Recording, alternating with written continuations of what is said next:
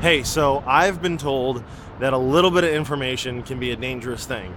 And on that note, people who have this idea that you're going to get into ketosis just from eating below 50 grams of carbohydrates a day is bad information.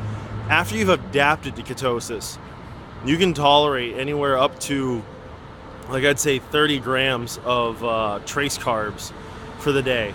But if you're somebody who thinks that you can get away with having a little bit of oatmeal or keeping lentils in, or doing something crazy like just straight up having crackers and cheese or whatever, that's bad. That's just irresponsible. So don't do it.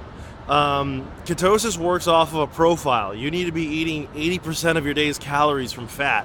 So looking at this profile, if you're having somewhere in the neighborhood of 50 grams of carbohydrates, 45 below, whatever, then you got to be shooting for about 850 to over 900 grams of fat for a day. That's a lot of calories. That's like close to 9,000 calories just from fat. So you don't want that. Again, your carbs are coming from trace sources. What are trace sources? Those are going to be your walnuts, of which you can only really have a limited serving of.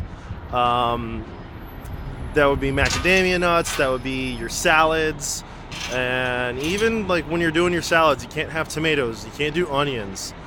After you've adapted, you can ration or put some of those things back in. But even then, you got to be really careful with it because it could kick you out, or just get dicey, and you don't even want to do that. Plus, like tomatoes and stuff, they're nightshades anyways, so whatever. You don't want to eat too many onions because people won't want to hang out with you. But yeah, to get into ketosis, you got to eat your 80% fat, 20% protein. It's not a high protein diet. All right. Get more of a dosed fat too. All right, don't just be like, oh well, it was a piece of steak, it's got fat in it.